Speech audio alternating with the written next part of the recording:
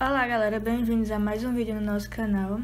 Eu me chamo Diana, faço parte do grupo PET Elétrica e hoje a gente vai dar continuidade a essa série de vídeos de exercícios de circuitos 1 e o tema do vídeo de hoje vai ser transformação de fontes.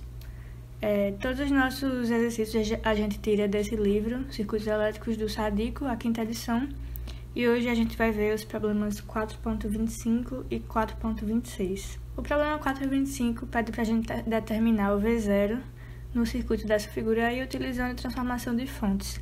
E aí ele pede para verificar o resultado usando um simulador, sendo que a gente não vai fazer isso agora nesse vídeo. E a gente tem esse circuito, mas antes a gente pode também revisar o que é a transformação de fontes. No caso, pode ser tanto dependente quanto independente, mas o que a gente vai olhar é que esses circuitos, a fonte de tensão em série com resistor e a fonte de corrente em paralelo com resistor, eles são equivalentes, porque eles se comportam da mesma forma, tanto analisando a tensão em aberto nos terminais, quanto quando a gente curta-circuita os terminais, eles também se comportam da mesma forma. Os detalhes vocês podem olhar no livro. E a gente sempre segue, na transformação de fontes, a lei de Ohm, que a gente já está bem familiarizado com ela.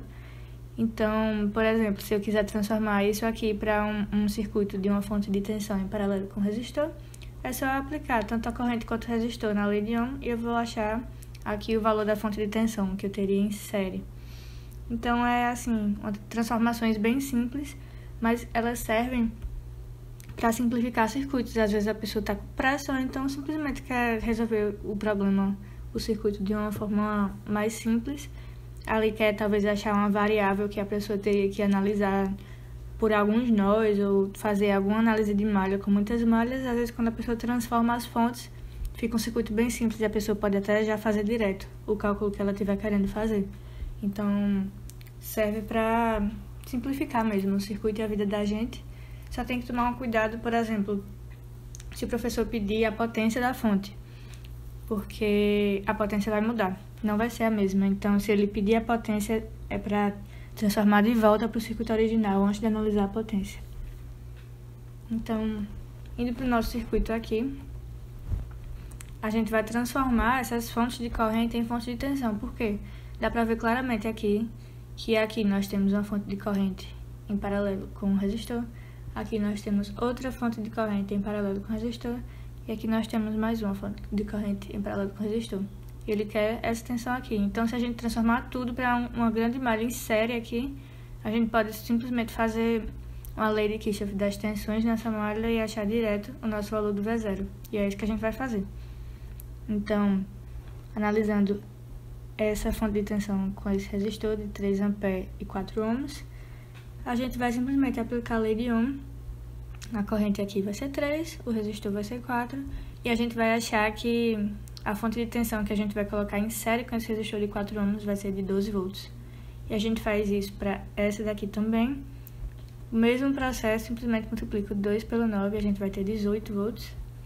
E aqui também, multiplicando 6 pelo 5, a gente vai ter o 30 volts, que será os valores das fontes de tensão que estarão em série com esses resistores que já estão no circuito. Uma coisa interessante de a gente apontar e atentar é a polaridade aqui da fonte de tensão com o sentido da fonte da corrente. Aí, lembrando da nossa convenção, a corrente vai sempre sair do positivo. Então, aqui, como ela estava apontando aqui da esquerda para a direita, no lado esquerdo a gente vai ter o polo negativo e no lado direito a gente vai ter o polo positivo. Mesma coisa aqui, a setinha estava apontando para baixo da fonte de corrente, então o mais vai estar para baixo na fonte de tensão. Mesma coisa na fonte de 30 volts. E esse é o nosso circuito. Dá para ver que é um circuito muito mais simples de analisar do que esse aqui. Teria no mínimo 2 nós aqui, além de 3 nós além de referência, 4 malhas. Então, simplifica, a gente simplesmente faz aqui a lei de Kirchhoff das tensões.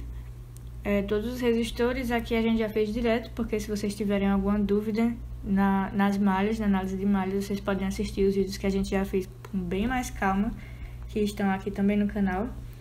Mas, basicamente, a gente vai pegar 4 mais 9 mais 5 mais 2, que é o valor dos resistores, multiplicar por I, menos 12, que é o valor da fonte de tensão, mais 18 mais 30 mais 30.